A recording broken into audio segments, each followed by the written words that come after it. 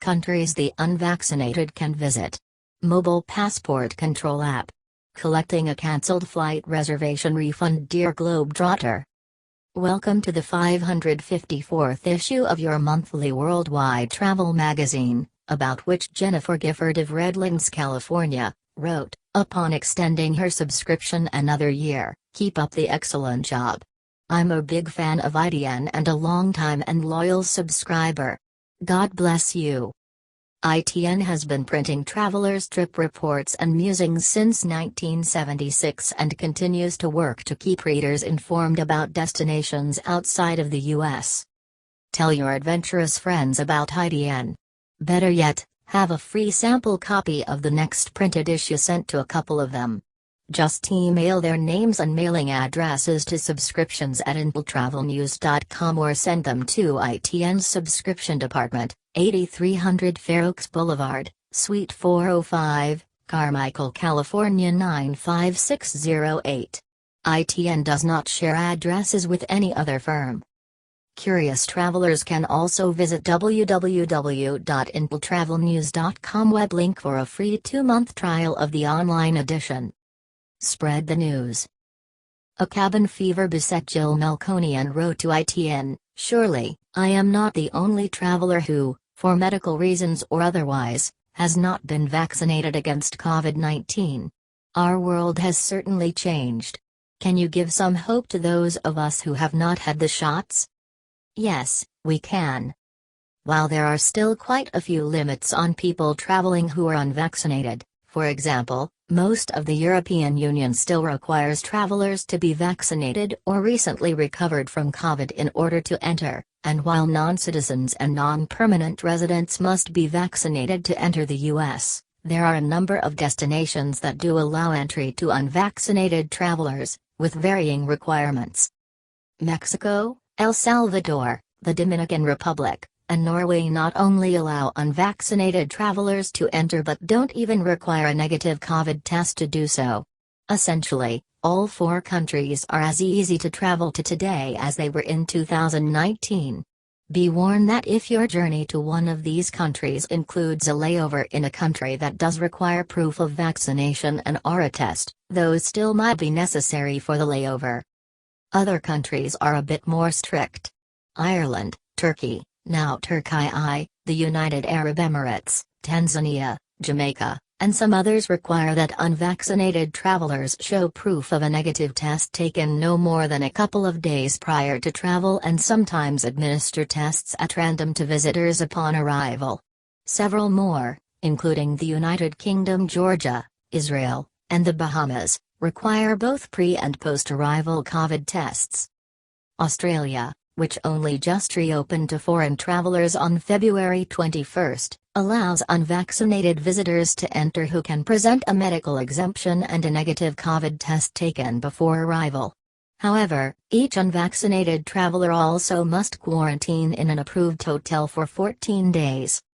So, for you unvaccinated readers who, like Miss Melkonian, are wondering if there are foreign countries you can visit now, the answer is most decidedly yes. In all, at press time, there were more than 20 countries that allowed unvaccinated travelers to enter, and that list is sure to increase as the weeks go on. The U.S. State Department provides details on each country's, and some territories', COVID-19 policies on their travel website. Visit travel.state.gov web link advisories/COVID-19 country-specific information.html. In the letter prefers mobile passport app to global entry, February 22, page 12, an ITN subscriber praised the mobile passport phone app produced by Airside, which facilitates entry into the U.S. However, shortly after the February issue was published, the mobile passport app was replaced by the mobile passport control app, provided by the U.S. Customs and Border Patrol, CBP. The replacement app works much the same as the previous one. On your phone, you fill out the declaration form before arriving, taking a picture of the photo page in your passport. Then, when your phone has a data connection again upon landing or docking in the U.S., you submit the form via the app. If your customs declaration is approved, you can bypass the lines of people at kiosk screens, who are filling out that same declaration form, and head straight to a customs agent, where you show that approval on your phone. If your declaration is not approved, then the app will direct you to meet with an agent to work out any issues.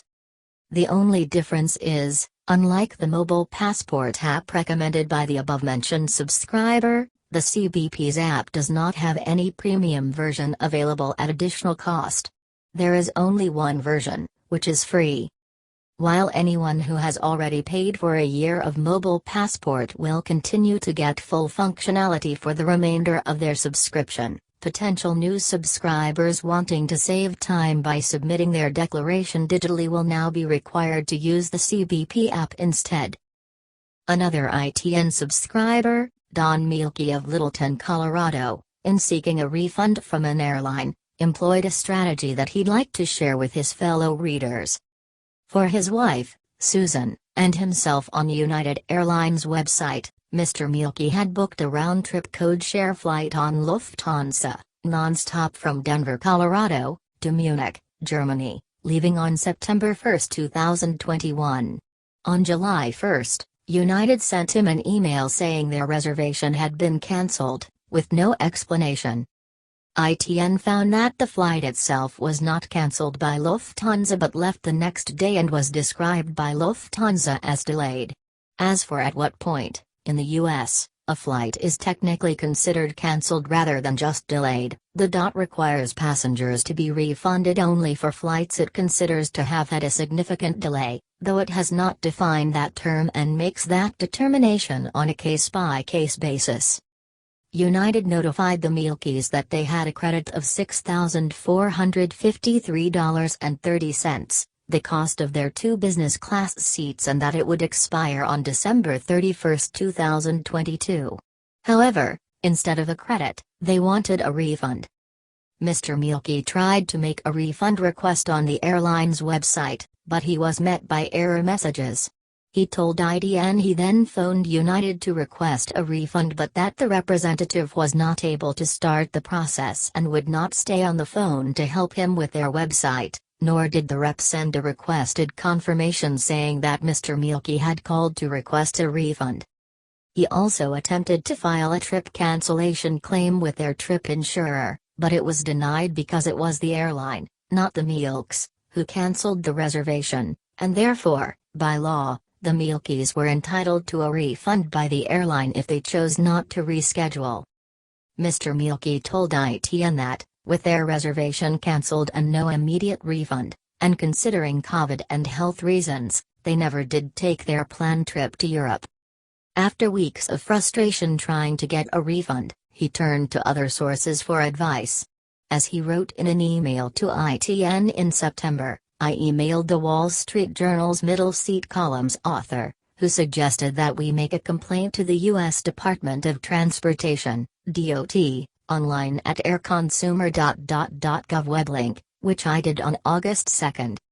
Quick aside, the Wall Street Journal's Scott McCartney announced in December that he was retiring after 20 years of writing the middle seat column.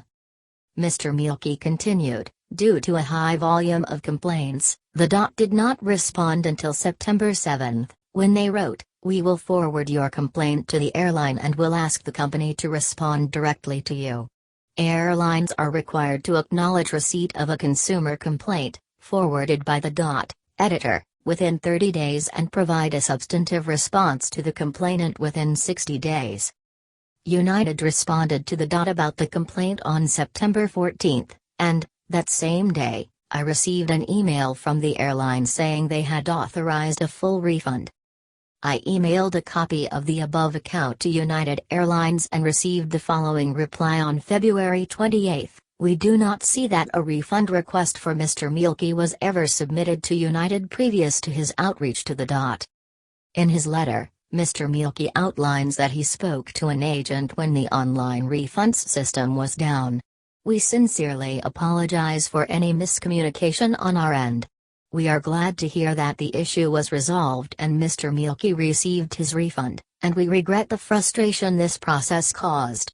Kathleen Giblin, Specialist, Global Response, United Airlines. In addition to the federal law requiring airlines to fully refund passengers on flights or reservations that are cancelled by the airline, the DOT also enforces many other rules in favor of flyers. This includes rules on bumping, denied boarding, lost or delayed luggage, and lack of or failure to provide services for passengers with disabilities. Though the DOT will forward most complaints to airlines, they will not act on behalf of travelers who cancelled their own flights or who were denied boarding for legal reasons, such as the passengers not having a proper visa or, during the COVID-19 pandemic, not wearing a mask. I should also note that, unlike European airlines, U.S. airlines do not have to pay compensation to passengers for a delayed flight unless that flight is to or from a European Union member country. If that is the case, the proper office to send complaints of non-compliance to is the European Union's Air Authority. Visit europa.eu web link. It's important to allow an airline to respond to a request for a refund first, but if they do not follow through, as what happened with Mr. Mielke, lodging a complaint with the DOT would be the next logical option, though a positive result is still not guaranteed. The elephant in the room. In light of current events, ITN is changing the topic of its current essay contest from Russian to Russia to captivating Cairo. See the contest rules in the box on this page to allow the usual amount of time for writing. The new deadline by which your essay must be submitted is July 31, 2022. Those of you who have already written essays, thank you for your submissions. We appreciate your participation and hope you enjoyed the creative writing. For your travel-loving friends, send requests for sample copies to ITN's subscription department at the addresses I gave at the beginning. Send your own trip write-ups, captivating Cairo essay, and any comments and questions to our editorial department at editor@impultravelnews.com or to ITN, 2122 28th Street, Sacramento, California 95818. Subscribers like you keep this magazine going. Copyright 2022 International Travel News. All rights reserved. The names and addresses of ITN subscribers will not be released to any other firm, even after your subscription expires. We respect your privacy.